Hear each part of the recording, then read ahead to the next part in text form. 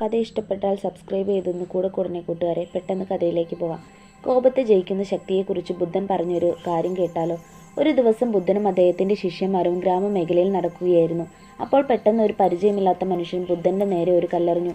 ശിഷ്യന്മാർ കോപത്തോടെ മുന്നോട്ടോടി. ഭഗവാനെ, അവനെ ശിക്ഷിക്കണം, ഇത് വലിയ അപചാരമാണ്. പക്ഷേ ബുദ്ധൻ ശാന്തമായി നിൽക്കുകയായിരുന്നു, മുഖത്ത് ചെറിയൊരു പുഞ്ചിരിയും. അദ്ദേഹം ശിഷ്യന്മാരോട് പറഞ്ഞു, നിങ്ങൾ എന്തിനു കോപിക്കുന്നു? അവൻ എറിഞ്ഞത് ഒരു കല്ല് മാത്രമല്ല, അവൻ്റെ ഉള്ളിലെ വേദനയും കോപവും ആശയക്കുഴപ്പവും തന്നെയാണ്. അവൻ അതിൽ നിറഞ്ഞിരിക്കുമ്പോൾ മറ്റെന്താണ് പുറത്തു വരിക? ആ മനുഷ്യൻ ഞെട്ടി. ഏകദേശം ഒരു മിനിറ്റിന് ശേഷം അടുക്ക വന്ന് പറഞ്ഞു, ക്ഷമിക്കണം, എനിക്ക് കുടുംബ പ്രശ്നങ്ങൾ, കടബാധ്യതകൾ, മനസ്സ് നിയന്ത്രിക്കാനായില്ല. ബുദ്ധൻ അവൻ്റെ തോളിൽ കൈവച്ചു പറഞ്ഞു, കോപം വേദനയിൽ നിന്നാണ് വരുന്നത്. വേദന മനസ്സിന്റെ ചുളിവാണ്. അത് ശരിയായ സ്നേഹവും മനസ്സിലാക്കലും കൊണ്ടാണ് മാറുന്നത്, പ്രതികാരത്തോടെയല്ല. മറ്റുള്ളവരുടെ തെറ്റായ പെരുമാറ്റം അവരുടെ ഉള്ളിലെ വേദനയുടെ പ്രതിഫലനമാണ്. നമ്മുടെ പ്രതികരണമാണ് കാര്യങ്ങളെ ശാന്തമാക്കുന്നതും വഷളാക്കുന്നു. Okay, thank U.